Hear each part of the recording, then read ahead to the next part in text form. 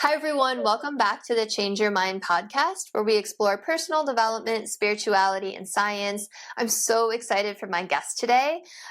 We are going to talk all about metaphysics, which you know I totally geek out about. First, couple quick announcements. Head over to the links in the show notes. You are going to find ways to connect with my amazing guest, ways to connect with me. You'll find a link to my book, Change Your Mind to Change Your Reality. It was endorsed by 3 people from The Secret. That's Marcy Shimoff, Michael Beckwith, Bob Doyle. It was also endorsed by Anita Morjani, who wrote Dying to Be Me, and John Gray, who wrote Men Are From Mars, Women Are From Venus. So go check it out. It's in paperback, ebook, audiobook. Let's see what else. There's ways to sponsor the podcast, ways to find my courses. And as always, this podcast is part of the Los Angeles Tribune Podcast Network. Sounds kind of weird that a newspaper has a podcast network, but we have a huge personal development branch, spearheaded by a woman who was Tony Robbins' EVP of production for 18 years. We are putting on amazing events. I was just on stage with Les Brown and Dr. Joe Vitale and Joseph McClendon and Sharon Lechter and Jim Quick, like amazing, amazing thought leaders. So come join us, be a part of the community. I can't wait to see how we grow. What if the one thing keeping you stuck is the way you think? Welcome to Change Your Mind with Chris Ashley, the podcast where science meets spirituality and mindset becomes your most powerful tool for transformation.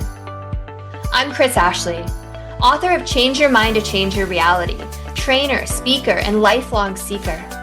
For years, I battled trauma, depression, anger, chronic illness, low self-worth, and the weight of old stories. Until I discovered how to rewire my mind, reconnect with my divine nature, and consciously create a new reality from the inside out. This show is here to help you do the same.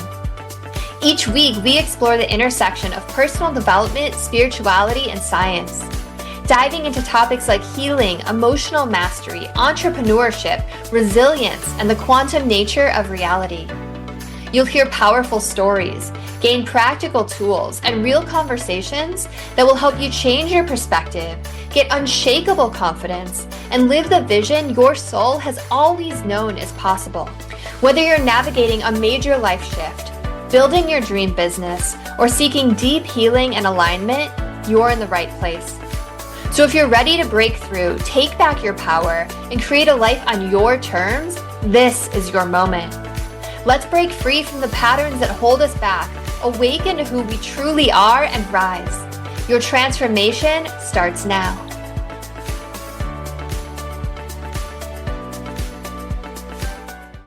All right. So with me today, I have Karen Endsley.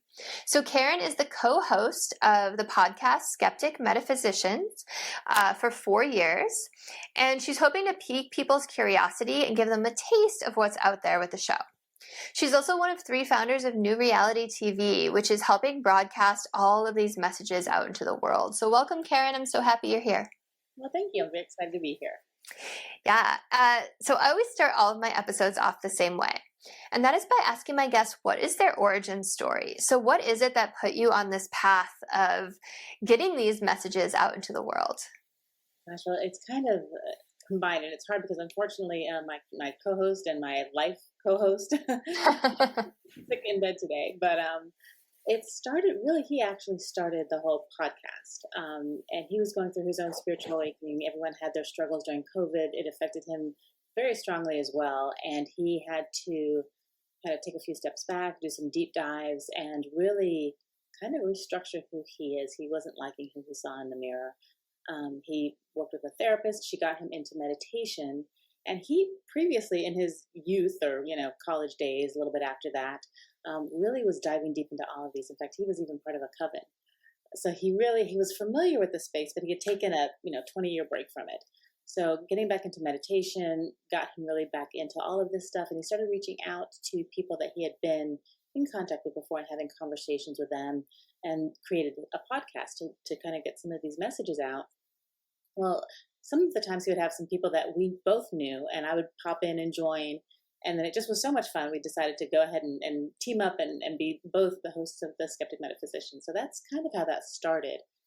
And it's been an incredible journey. We've talked to, a couple hundred people and heard their stories and what they do and what their goals are. And the thing that we've found is that I would say pretty much every person that we've spoken to has the singular goal or mission to help spread love, raise the vibrations, make the world basically a better place, one person at a time, one session at a time, however they can.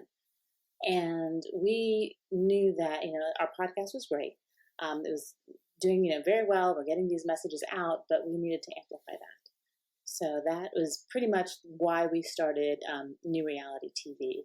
It's a way that we can broadcast these messages on a much larger level than we could with our podcast. We have audio, video, live streaming. It's a streaming library. We also have a 24-hour or 24/7 broadcast.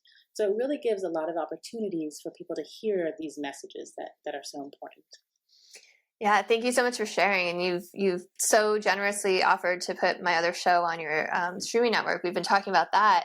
Mm-hmm. So I want to know more about your journey, though. Like, were you skeptic when you first started the show? Was all of this new to you? Did you have a background in it? So really skeptic, I was not. I just grew up always knowing that there's something, whether I felt it or I'd had dreams ever since I was a kid, just kind of knowing. I kind of called it this gentle companion. I never felt alone.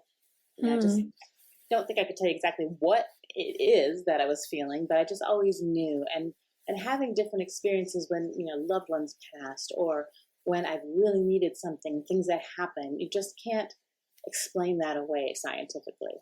And even if you could, I kind of look at it in a way that's, you could say it's a miracle, or you could say it's a coincidence. Or just more fun. I like the miracles. I like to see the joy and the love and the light that way. That's really cool. So has like interviewing all of these people changed either of your opinions? Like, yeah. Yes. So I always thought I was pretty open-minded, but I didn't realize how much more open-minded I could be. And kind of my favorite example of this is a couple of years ago, we were looking at our schedules, and we had an interview coming up with a gentleman who claimed to have a relationship with Bigfoot. Actually, a family of them, big feet, Bigfoots, whatever the And we went over some audio recordings, and we're listening to this, and I'm like, oh boy, here we go. This is going to be out there. Yeah. And I'm like, is he drinking? Was he just like hollering into the microphone? So we're kind of, joking about it. And I have to preface this by saying that our podcast, it's fun. We don't take ourselves seriously at all. We do take the topic seriously, and we don't disparage any of our guests, regardless of what I just said. But we like to have fun, because we have learned that if people are laughing along, they're actually learning a lot more, because they absorb it so much more. So getting back to Bigfoot. So we start the interview, kind of a little tongue-in-cheek, where's this going to go, And by the end of the interview, or throughout the interview, he goes on to explain how Bigfoot is actually not just this creature that hides that nobody can find, but an interdimensional being. And he goes through this whole story of watching this family grow up and having this relationship with them, and how they're just kind of mischievous and fun. And by the end of the episode, we hung up, and I looked at Will and I said, I never would have thought that you could say, well, yeah, Bigfoot, this thing that hides, no way, but an interdimensional being, that I can get behind. Like, wow, I really have, become even more open-minded and more willing to accept things that I don't understand, and really look at them and take them not just at face value, but to make that deeper dive. And I love it. Yeah, that's really cool. I remember hearing that so long ago, that Bigfoot was an interdimensional being. It was the same thing. It was like, oh, that feels right. Like, that tracks. I can get behind that. That's so cool. So, I mean, have you had any experiences? Like, I know that there's like a lot of healers and, just all kinds of healers in the community. Like, have you had any personal experiences with any of that? Like, any miracles happening in your life because of it? Oh gosh, growing up, I've had all kinds of things. So when I met Will, and this is, almost 20 years ago, I had a house in Orlando, and it was an old house. It was built in 1925. So, it's had a lot of different lives go through there. It's a triplex. And I would hear noises, and I would have a dog that would look into the bathroom in the dark and just bark sometimes a lot and then not. And so I'm like, all right. I remember watching, I think it was Oprah, and she had a guest talking about, if you think your house is haunted, you need to welcome them to stay if they're nice, but tell them they cannot, wreak havoc in your home. So I did that. Okay, if you're out there, this is where's your home first. You are welcome to stay here, but don't be mean and don't freak me out. That's pretty much it. And things started to change. And I named her Lila, I decided. And there would be little ways where she would show me that she was there. So if I didn't acknowledge her for a while, things would happen. Like one example was I was a teacher. And at Christmas, kids would give you these gifts. And I had gotten this really great pen, which I love. So, of course, I promptly lost it. And, for like a month, I couldn't find this pen. And then one day I get up in the morning and I'm going to, get dressed, and I go to my dresser like I do every single day. And on top of it is my pen, but it was taken apart and lined up in a straight line. And I lived. Oh my God, I have goosebumps. I lived alone. I had a dog with no thumbs. So I think it was Lila. So I would have to acknowledge her, and then things would be fine. But she also helped me. And best example is one of my favorite examples. So the first Christmas we were dating, they gave me this beautiful diamond bracelet. And I wore it all the time. And so, of course, like the pen, I promptly lost it. I get to work one day and it's not on my wrist. And I'm panicking. So luckily I lived really close to the house, and I fly back just in time to see the lawn guy, and he's mowing the grass right by where I parked. And I'm like, oh God, this thing probably got chopped up in the lawnmower. No, I would have heard that, So we go through this talk. So I start looking through the house, and I went back and forth, first outside, checking the porch, looking at the floor, inside, looking under cushions, which I wouldn't have done anything on the couch between, 8 in the morning and when I went to work. But I'm looking, back and forth to the house at least 3 or 4 times. And finally, I'm like, all right, Lila, I need you to help me find this bracelet. Because at this point, I'm thinking I'm just going to have to buy another one because I can't tell them I lost it. Yeah. All this money now. So I'm like, Lila, I need your help. So I look around a little bit more and I give up. And I open the door to go outside, and on the floor, the welcome mat, in a perfect spiral circle is my bracelet. That's so cool. Out of the house, searching, looking down the whole time. So yeah, so the little things like that. That's so cool. And then through the podcast, one of my favorite anecdotes is I don't have them like this today, but I paint my nails a certain way, and I do it because when I was a little girl, I used to go to Ecuador, and this we're talking like in the 80s or 70s actually, but a very popular way that the ladies there painted their nails was called media luna, which means half moon. So it's kind of like it's like a French manicure, but if the white part was extended all the way down, so it's like a little half moon at the bottom, but then it's different colors. So 99% of the time I do my nails that way. And so we were interviewing a medium. And before the interview, she said, "Oh, Karen, your grandmother's here." And I'm like, "Okay, that's nice." And I didn't really ask about that because we try not to get too personal, at least not prior to the interview, because we don't want anything to be, skewed anyway. And we're not talking about us on the podcast anyways. So we go through the interview, we chat with her about, her experience and what she's done. And then at the end, we hang up, and Will says to her, "Well, is her grandmother still here?" He's like, "I have to know." She's like, "Yeah, she's here. She's right behind you guys." And she describes someone that, it kind of could be anybody's grandmother. So I'm like, yeah, okay, And then she said, "Well, she has a message for you. Something, okay, your daughter's going to be fine," or something very. Yeah. And she says she wants you to know she likes your nails. And it was just like this, like you and me. You don't see my hands. I hadn't talked about my nails. And if randomly I would not have said anything about my grandmother. And I don't talk about that anyways, really. So. Yeah. Look up, or it was like, and of course the tears, grandma. But so little things like that just are those little miracles, that prove to me time and time again that this all is real. That's really, really cool.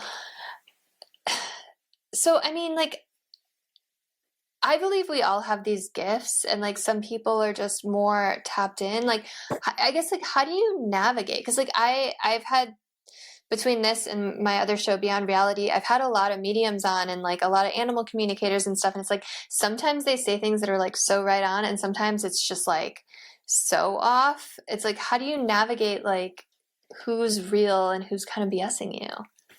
Well, we have, a fairly decent vetting process typically. Either it's a referral. Usually they're referrals from people that we trust, but we do have people that'll come on and through our application just from the website or whatever site to be guests. So we, meaning will research them pretty well. And the one of the fun parts about our podcast is that when we come in, he's done all this research and I don't even know who we're talking to. And we do that intentionally because then I have more of the view of the audience. And so I can ask those questions that just pop into your mind without knowing what, I'm looking for. Yeah. So he vets them pretty well. But yeah, there have been some times when people say something that just doesn't, feel right or, and we have asked people before, so were you drinking when this happened? I mean, it's like, how do you know? How do you know? Not to be argumentative. We're not trying to prove anybody wrong, but we'll ask some questions to get more of them proving that they're not wrong. Does that make sense? So it's it's all very different depending on the experience, depending on who you're talking to. Yeah. I really like that Will does all the research and you come in not knowing much. Like when I do it, so I get most of my guests through PR agencies. I actually just finally put them in a spreadsheet. There's 26 that I work with. It's crazy. And like I'm literally booked. We're recording this in March and I'm booked through August because it's just like so many people. But I've stopped doing a lot of research on them. Like I'll read the little bios from the PR agents.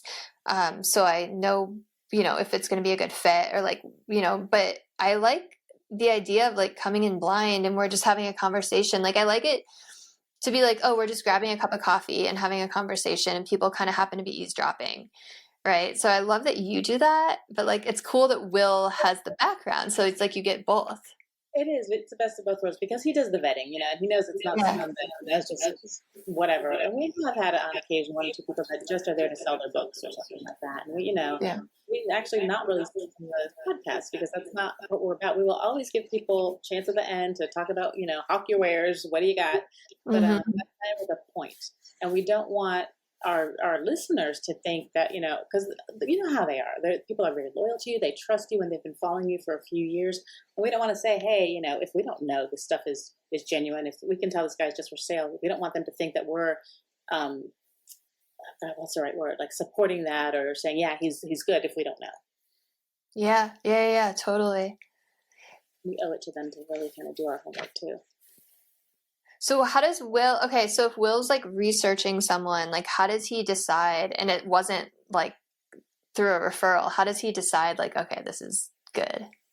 Well, he'll if it's through like, we'll get people's PR people will reach out to us.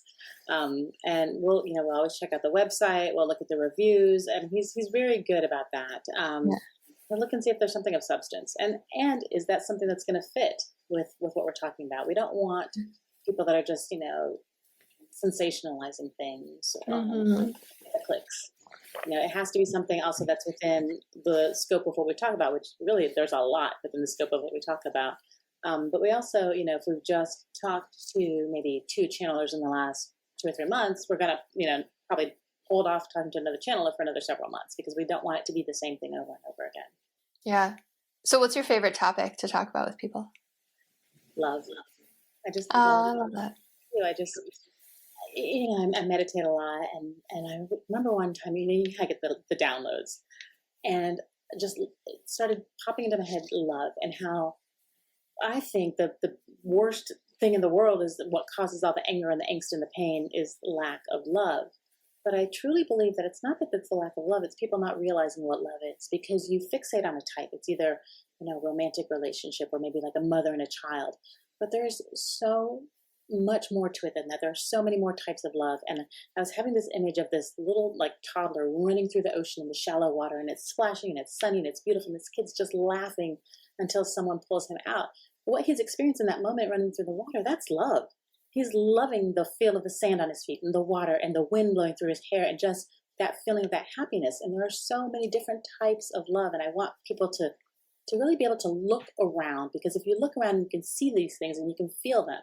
And that loneliness or that anger, that angst might subside a little bit. I think that would help change a lot of things. You lit up when you were talking about that. I want you to know that. Like I could just like feel your love through the screen. That's such a beautiful image. And yeah, you're totally right. There's so many, like, how amazing is it that we live in this universe where like love exists, right? And like it's the foundation for everything. You know what I love about that too is it's like every person who's had an NDE and came back or gone through like past life regression hypnosis where they're between lifetimes, like that's the thing that they come back. They're like, there's no judgment, there's nothing. It's just pure unconditional love and like support. And you can feel it. And I remember having this dream once where I was in this really dark, just black. And all of a sudden, this little guy pops up, and he's kind of like a balloon. Like, I don't even know how to describe him. Just a white little like Stay Puft Marshmallow kind of balloony guy. And I don't know how that sounds so weird. I don't know how the conversation between he and I started, but he looks at me and he's like, don't you see it's about love and it's about joy? And as he would do that, like a tree would light up and something else would light up. And we ended up being in this beautiful forest of like these purple and green and beautiful, like iridescent trees. And he was just so in love with the feeling of joy and love, and I can, like you said, you get into it and it's like, like right now, my hairs are standing up on my arms and I feel that like little bubbliness because it's really wonderful. And if we can take the time to think about something, even if you love learning or love, the smell of books, that makes you happy. I mean, that's a type of love, and just put yourself in that moment for a while and let yourself feel that, and then you'll find ways to get yourself in that moment in other ways and feel it more and more. Yeah, totally. Because it's like the law of attraction, right? Like when you're vibrating at that frequency of love, more things that make you feel that way come into your life. Yeah. So, okay, so we started talking about this because I asked what your favorite topic on the show was. So like how, like when guests come and talk about love, like what, I guess like, I don't want to say like what angle are they talking about it from, but like how are they talking about love on the show? Because I was so surprised by your response. I thought you were going to say like, oh, mediums or like Bigfoot people, but like, that's like the coolest answer you could have given. So like, how does that translate on the show? Oh gosh, in so many different ways, because ultimately what like I said earlier, what we had discovered is everyone really wants to help people. They're putting out these messages because they want to help people. So there's always that kind of underlying vibration. But I remember speaking with, I don't know if you've met or interviewed Angie Hippel, but she channels a collective of 350,000 angels. And she went into the trance and like, I just started crying. I mean, I'm a crier, but it was so intense, and you just felt it. Or just, gosh, this man was talking about reverse readings. This is one of Will's favorite interviews. And he's this guy, and I think he's in either New Zealand or Australia. And he does all of those recordings, and he'll play them backwards. And he's like talking about how we communicate to each other on a subconscious level, which is very, very different than we communicate consciously through our words. And he was talking about his, like, I think 4-year-old daughter, and she's taking a bath, and she's trying to reach this toy, and she can't reach it. And he was recording this, and when he played it back, he heard her saying, "Help me!" It's like, "Dave, help me!" His name was Dave, "Help me!" But just the way he was talking about what he was doing and with his daughter, and you could just tell that it was loving. And it's always there's always that underlying love. I don't know. Sometimes it's not necessarily expressed during the interview or spoken about, but you feel it, because that's what everyone that we've met at least is trying to do. We were actually going to sunset the podcast a couple of years ago because it was taking so much time. You know how much time it takes. You got to schedule, you got to interview, you got to edit, you got to post, you got to market. And Will was doing all of that. And so he was not having any time with the family. So, like, okay, he's kind of gotten through his stuff that he needed to get through emotionally, psychologically. It's done its job. It's time to let it go. But we're like, well, let's just Google it and see if anyone's ever even listened to it. So I look it up, and I found what we were very surprised by. It was Apple or one of the sites, and it had like all these pages of reviews that we didn't even know existed. And they were great. I mean, they were all 5-star reviews, and people had written paragraphs about what this show meant to them. And I'm like, we're just talking to people. We're not, we're not special. But one thing that stood out, this one guy I think he was a UPS driver, and he's talking about how, he always felt a little bit different and all of this. And like so many people in this just getting to the space feel. And the last thing he said was, "Thank you for helping me feel normal." Aww. And we're like, well, gosh, we can't, if we're helping one guy, we can't quit this. And Aww. and because of love, because of maybe us, the love that we have wanting to help people, or the love he felt, feeling normal, the universe loving that interaction, next thing you know, Will finds this software that cuts the editing time in half, and it all just falls into place. And I think it's all that universal energy of love. If your heart is in the right place, then things will work. They might not work how you want them to or how you expect them to, but they'll work out the best for you. I love all those stories so much. And I couldn't agree more. It's like when your heart's in the right place and you have an intention, and then you just like let go of how it's going to happen, the universe will surprise you. It'll move mountains for you, especially if it's like on your path you're meant to be on. But wait, I want to ask about that guy that was talking about playing things backwards. So he recorded his daughter reaching for a toy, but then played it backwards and he could hear her voice asking for help. Is that what it was? Yes, and I said that on purpose before, she would have been speaking. She was like 2, she was babbling. Like she wasn't forming words trying to reach for the toy. And when he played that back, the words, help me, came through. And he was That's so cool. And we could hear him. It wasn't like, oh, maybe that's what that said. It was, you could totally hear it. It was really, really interesting. That's cool. You're going to have to send me that episode because I want to watch that. That's really cool. I just appreciate, I feel like you're someone who just sees the good in all people too. Like the fact that you're like, everyone just wants to help people. And like, you're seeing the love, even if it's not spoken in the episode. And that's such a beautiful gift and such a beautiful way to go through the world, right? To see the good in people. Because we always have a choice how we see people. And, it's not easy. It takes practice. And one of the things that really helped me to look at things this way was actually a book I read by the Dalai Lama, The Art of Happiness. And he's talking there specifically about you don't know what anybody else's situation is. So if you're driving in traffic and someone just cuts you off and you're like, and like honking at them and whatever because they're just being a jerk, maybe their child is dying in the hospital. Maybe, the woman is pregnant and about to give birth in the car. You just never know. Maybe they're being a jerk. But maybe they have these extenuating circumstances that you have no idea. And instead of being angry, you should be glad you're not that situation and hope them the best. And so it's like I go through it. At first it was tough, man. But now it's kind of more, it's like a habit, it takes however many times of doing it over and over again. And once you do that, driving is so much less stressful. You get out of that angsty feeling and that anger feeling, and it is kind of like, oh, well, whatever. Things just, it rolls off your back a little bit more. Maybe you're not thinking, oh, what are they, situation are they in, but it just doesn't bother you as much anymore. I love that so much. That's like such a beautiful way to just look at everything. So like, how has that helped you with like personal relationships too? Because I imagine like it flows into that as well. It does. And it's almost harder, I think, sometimes with personal relationships because you have that relationship established first and you've had those arguments and those disagreements and stuff in the past. But, I kind of look at them like Facebook. Everybody puts their favorite pictures on Facebook and you think, oh my God, they're just like traveling the world and their kids are perfect and they have the happy life and I wish I was like them. But they don't put the crap up there.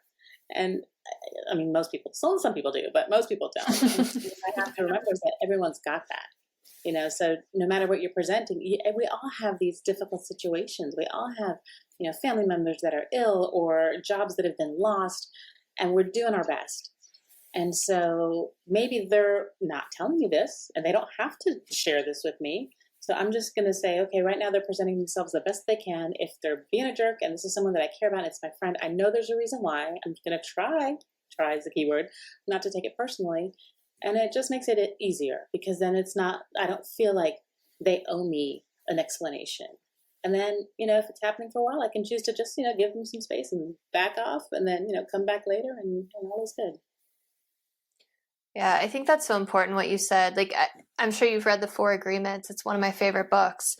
But one of the agreements is don't take things personally. And it's hard. It's so hard. But like those moments you can do it, it is so life-changing. It really is. I was interviewing some people today. So Will and I also host a podcast for Edgar Casey Airy.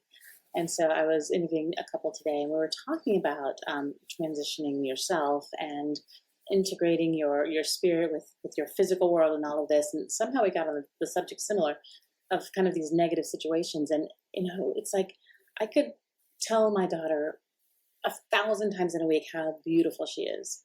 But if one kid at her school says, your ears are kind of big, she's going to start wearing her hair like this, and it doesn't matter because you focus on that negative part.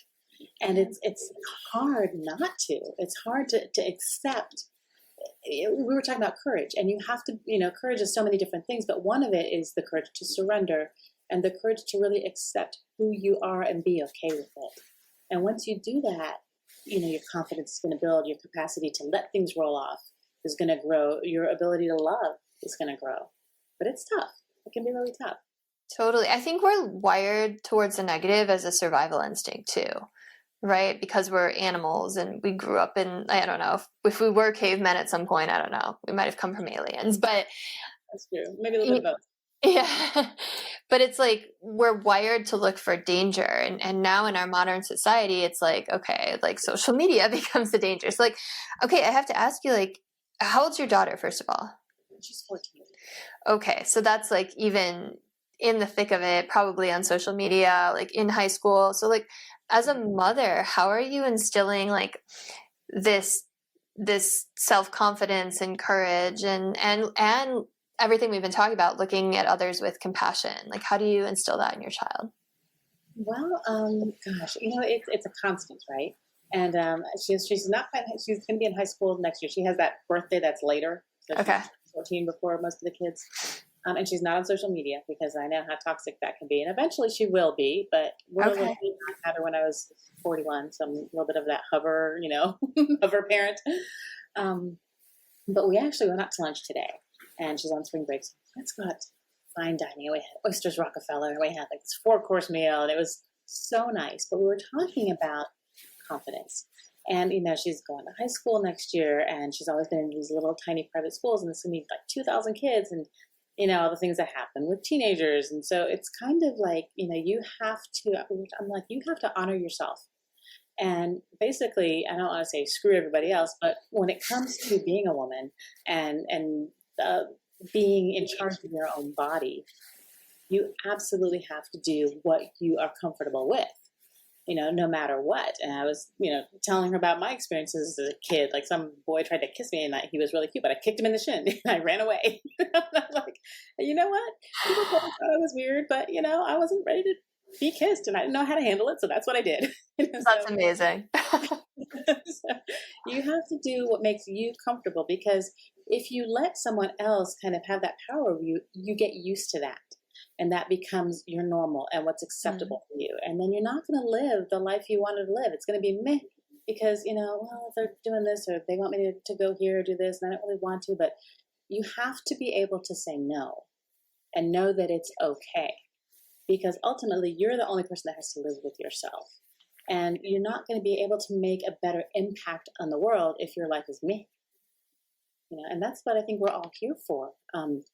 We went to the grocery store the other day, and there's this gentleman in the grocery store, and he's the guy that talks for like an hour when he's checking you out. We're kind of in a hurry, and I'm like, is it Trader Joe's? No, I'm just kidding. Yeah, right. We're kind of in a hurry, and I see him, and I'm like, I just don't have the time. I don't have the patience, and I go to veer out, and then I'm like, this poor guy has nobody to talk to. So I went back in his lane, and it took a little bit longer, but he was smiling and so happy. And I was telling Sienna, my daughter's name, I was telling her, I'm like, here's a perfect example. I didn't feel like going to this, but really, what did it take from me? Nothing, maybe 4 minutes. And what did it do for him? Now he's smiling. He's smiling at the next customer. So maybe that customer is going to smile back, and maybe they'll smile at the person, they're parking next to. And it's just very, it's infectious. And it takes nothing. It really doesn't. And you know what? It was a nice little conversation. I know that he's on, and we're talking about how to select doctors and all of this stuff. No, but it really wasn't. It wasn't anything. But it's that empathy. Knowing this person needs to talk to someone. He's probably very lonely, which is very sad. And these little conversations that he has throughout the day help him. So why not? I love that story. And gosh, I really love your perspective. It reminds me, I used to have a yoga company. We would run yoga teacher training. And so many people were nervous when we would talk about like adjustments, like adjusting students. And like we would have everyone like raise their hand if they didn't want to be touched, like while they were in child's pose and people's eyes were closed. But like, so this is like for people who have given consent. And we would have classes with like 100 people in them. So there's a lot of opportunities. And the teacher trainees were always like so nervous to like go touch someone. And we used to tell them like, well, maybe that's the only time that person's been touched this week, or this month. The power of touch is so powerful. It's like an energy exchange. And if you're coming at it with good intentions, like you could really change someone's day. Exactly. Yeah. Sometimes those little things, you have no idea what the impact is going to be. Yeah. Think about it. Someone, went there, they had this incredible session, they had that energy exchange. Someone was, making them feel better. Maybe they got in the car, they were a little more alert. They didn't have that accident that they were going to have if they were grouchy and just looking down or whatever. So you just don't know the impact that you're having. I think that's so great that you were doing that. That's wonderful. Yeah, I love that you brought that to like that butterfly effect idea that, that's something that I think about a lot too. Like if I get stuck in traffic or something, I'm like, oh, well, maybe I need to be, oh, gosh, there's this book. I'll put it in the show notes. It's like this tiny little book written by, I'm pretty sure like these couple of old Jewish ladies. And it's just these little stories of that just like make your day. But one that like really stuck with me was like these kids were like going to this like hike at this lake or swimming or something. And they were going to meet their friends there. And they were supposed to meet at like 2 p.m. And it was like everything that could go wrong went wrong. Like I don't know, like their tire burst and then they had to wait like a long time for a tow truck. And then like the guy was at lunch or whatever to fix the tire or whatever it was. And it was like, and then they hit traffic and it was like hours late and their friends had already like met at the trailhead and like gone on. And they're like, well, we've like waited this long. Like we've tried to get there. Like, let's just go. And they finally arrived to this trailhead where this lake was, the parking lot. And it was hours late. And they look up and there's this little kid drowning in the water. And they jumped in and saved him and saved it. And this is a true story. And I have serious goosebumps. And they saved this kid's life. And it's like, thank God all of those things happened because they were meant to be at that point, at that place, exactly at that moment in time. Yeah. Oh my gosh. That's incredible. And that's so yeah. true.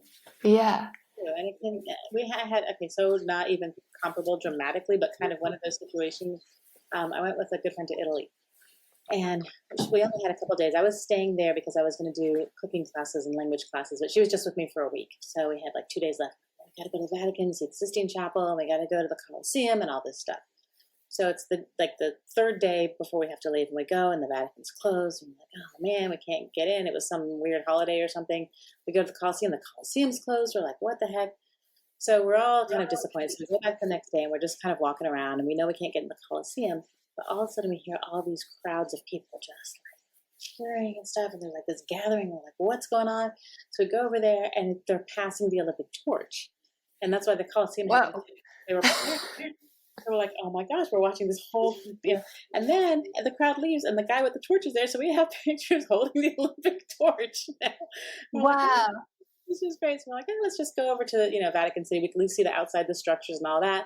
It's the Pope Day. So we're out there and here comes the Pope and the little Pope mobile literally like 4 feet in front of us. I mean, it was roped off, but we were right there, and it was, we would not so cool. have either of those experiences had everything not been closed the day before, which we were all bummed about, So yeah, you just never know. You never know. There's a reason for everything. That's so cool. And I swear like Italy, like magic things happen in Italy. Oh, magic. And the food is magic anyways. So. Oh my gosh. I remember we were in Montepulciano one time and we were just like walking. It's like a walled city cobblestone. And we were just walking back from our restaurant and like in the middle of this plaza at like 11 p.m., there was just this opera and there were like people sitting around in the dark and there was this beautiful opera. And we're like, it just felt like something like out of a dream. We're like, only in Italy does this happen. It was so cool. It's just wonderful, and the people are so nice. And when I finally understood the language, they say nice things. They're just nice people. You know? It's Yeah. so much fun. So much fun. Yeah, the food's amazing too, though, like you said. Yeah, amazing. So, is there anything we haven't touched on today that like you really want to get out there into the world? Gosh, just I want people to have patience with themselves. One of Hmm. my favorite books is Illusions by Richard Bach. He's really well known for Jonathan Livingston Seagull, and Yeah.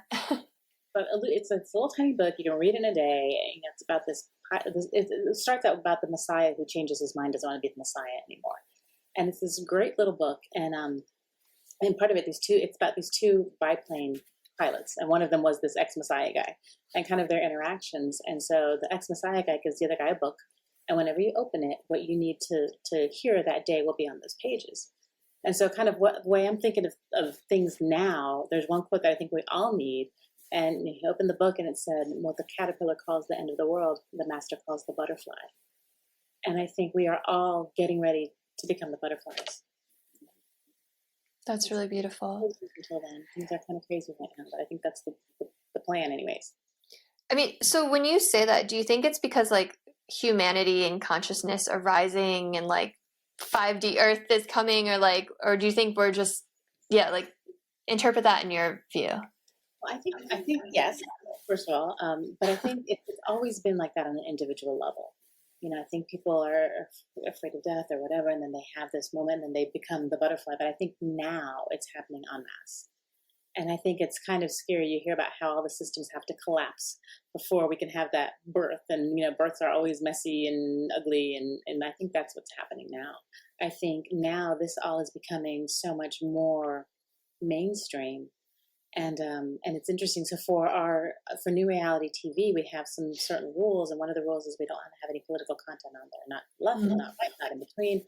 And it's because we want it to be a place for everyone. So if you're on one side where you get this vibe and you're in it, you're going to love it. But if you're on the other side where you think this is all a bunch of crap, for better words, you really need it. So maybe you'll hop on and be like, okay. So I think that we're just kind of muddling ourselves together and realizing that. Right now, we're so polarized and we feel so different, but we need to realize that we're not that different. We're all in our little cocoons right now. I love that. Beautiful. What a beautiful message to leave people with. You are so amazing. I'm sad Will was sick, but I'm also like, everything happens for a reason, that you were here by yourself, because I feel like we went in conversations that like we wouldn't have otherwise. And it was so lovely to just like hear your perspective on everything. So yeah, if you want to just take a moment and kind of plug your stuff, you've got the cool podcast, the network, all the things. Yeah, we're really excited. We have realized that in this lifetime, we're probably just the messengers. We don't have the message. We're not writing the messages, but we're putting it out there. So our podcast, you can find all of the information on that. Check out all the episodes on skepticmetaphysicians.com. And then if you want to see shows from literally all over the world of people with these wonderful messages, that's newrealitytv.com. And we have, Thai Buddhist monk exploring sacred spaces all over, Thailand and that area. We have a Norse shaman. We have people in Portugal and in Ireland, a mystic in Ireland. It's beautiful, and they're connecting together too, and creating this really beautiful community. So if that feels good to you, if you want to be part of that, come check it out. Amazing. Thank you so much, Karen. It was just so wonderful to talk to you. If you are listening and there's someone you feel like could use this episode, please send it to them. Like, comment, share, subscribe, all the things. Let's help lift humanity and that consciousness level. Thank you so much, everyone. Have a great rest of your day.